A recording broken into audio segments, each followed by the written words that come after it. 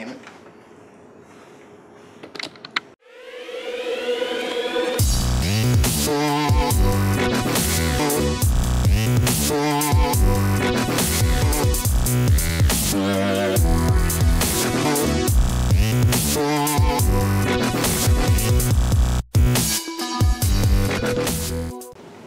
Hey guys, how you doing? Dave Moore here, making a video on dry practice.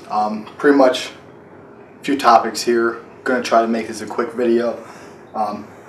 Since I had surgery, I wasn't really able to do a whole lot of dry practice because I'm cut from here to here, and it's healed up now. But before, wearing a belt, wearing a holster, having it tight, made it a little hard, as she said, to do because it hurt, and I didn't want to fuck up my scar, or fuck up my incision, if you will. So I'm getting back into it now, have been for a few weeks actually, but today I'm focusing on a few things for dry practice because on Sunday, the 29th, I am taking a pistol course.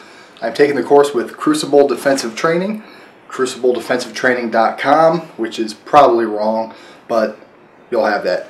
I'll put a link down here somewhere. And the class, like I said, is a pistol class, and it's taught by Gabe. He is a former Marine, and now he's a firearms instructor, among other things, I'm sure. It is a one-day course. It's from 9 to 5, and it requires at least 400 rounds of ammo.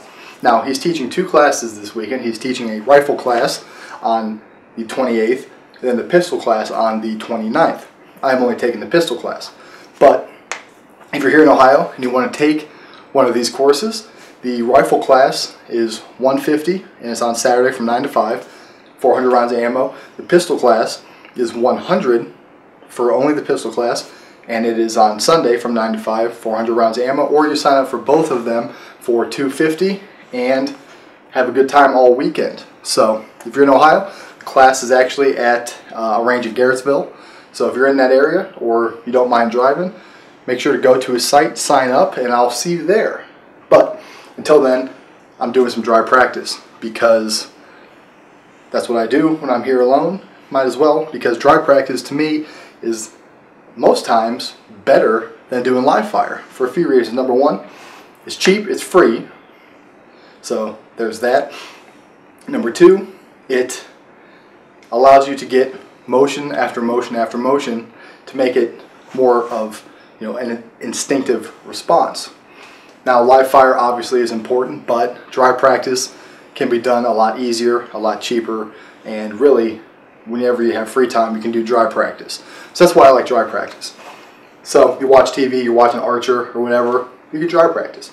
Now, a few things I do when I dry practice, like today, I'm focusing on my drawl and get my sights on target. I'm focusing on my trigger press, or the trigger drag, as I like to call it, and I'm focusing on reloads. So, starting with the drawl. Basically what I'm doing is I'm just doing my draw stroke. I'm finding a spot on the wall. Right now, it's a doorknob. What I'm doing is just drawing, getting my sights out, and making sure that at my full extension, my sights are where I want them to be. Now that will give me an advantage as far as instinctive shooting. If I can get repetition after repetition and consistently bring that gun up to the same place each time, then if I'm in a self-defense situation, I'm at the range, I'm competing, then I don't really need to worry about using my sights. So I like to use instinctive shooting. So what I do, now this is against what a lot of people say. Now I am not law enforcement, I'm not military, I'm not a professional, I'm just Joe Bag of Donuts making videos. But this is what I do. I focus on the target. Clear target. A lot of instructors say front sight, front sight, front sight. Well, the problem I have with that is you're shooting both eyes open, you're staring at that front sight, your target's blurry, and you can see two of them. Which one do you shoot at? So, in a real life situation, you're under stress, you're scared, someone's trying to fuck your face, or a dog is trying to bite off your dick, you're going to be focused on that target. Your eyes are going to bug out of your head like a cartoon, and you're going to be staring at that target. You're not going to focus on that front sight. You're going to be locked onto the target. And that way, wherever it's at, you can move, you can follow it, you can get the fuck out of there. So, I like a clear target, blurry sights. I actually line up my sights in my peripherals. So, I can see the doorknob very clearly, and I can also see my sights blurry. Now, an advantage to having this Ice Claw EMS, this blacked out rear sight, is with both eyes open, focusing on the target, clear target, that front sight, even though it's blurry, it really pops. That white sight really pops. So it makes it easy to line up my sights while focusing on the target. So, doing that. The other one is the trigger press, trigger squeeze, trigger drag. So what I'm doing with that is I drag the trigger. And what I mean is I keep my finger pretty much straight and I pull the trigger back with this part of my hand. So ultimately my finger's like this, technically like that, but I'm not doing this, I'm not doing this, and I'm not doing this. I'm pretty much pulling it like this, okay? It's kind of like if you're at the gym and you're doing lat pull downs. I used to compete in bodybuilding, so you're doing lat pull downs, you don't just do this, right? You start and you pull, you squeeze your back down because you're doing lat pull downs. So you squeeze your back, that drops your shoulders, and then you finish the motion squeezing your back. Same thing. You are going to want to start by kind of moving this bone back and then finishing it. Now, it doesn't twist the gun when I do it, but it could be an issue if you're not doing it properly. So keep that in mind. But I like to call it dragging the trigger because I just drag it straight to the rear. In public, I say pull the trigger, squeeze the trigger, whatever, but in my head I say drag the trigger. So that's what I do for the trigger press. Make sure that as I punch out, my finger is meeting the trigger. Once I'm at extension, I can drop that trigger, get that shot off. Now, don't cheat yourself. Focus on a target. If you draw and you break that trigger low, don't count that rep.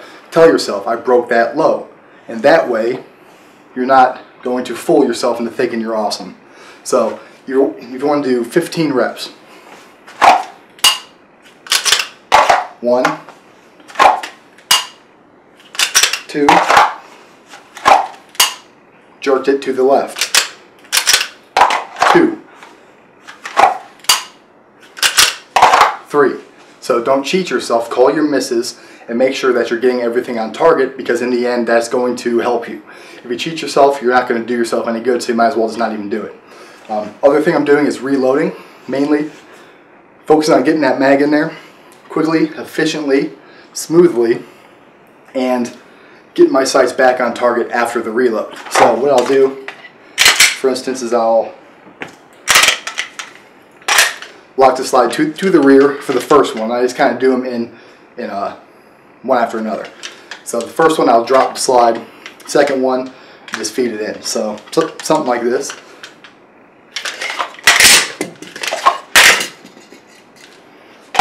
Making sure that my trigger or my finger goes back on the trigger properly, and making sure that my sights after that feed are going right back where I want them to go, just in case you need to do a follow-up shot.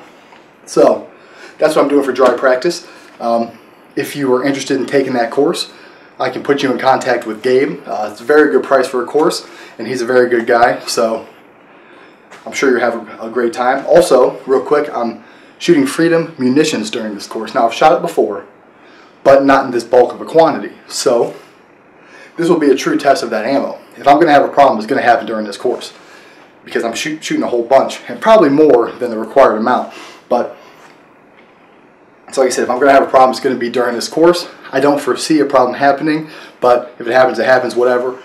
Even if I have a problem, I'll probably still buy it because it's a good price, it's a good company, they have good customer service, and I just like the business. So even if I have a problem, I'll keep buying it because it's better than white box, and they have great exchange programs and all that to save you some money. So I don't foresee a problem happening, and it probably won't, but I'll let you guys know if I have one. So we'll see. That will be after Sunday. I also might try to film during the class. I know a few of my friends are going to have GoPros running, and I might bring my camera out as long as the instructor doesn't care. So that's all I have. Make sure you're not cheating yourself. Make sure you're dry practicing properly. And if you have any questions on my instinctive shooting method or the trigger, drag, or any of that, let me know, and I'll try to answer them as best as I can. If you have any ideas for a video, let me know, because I'm not very creative, and I could always use the input. So until then, guys, keep shooting.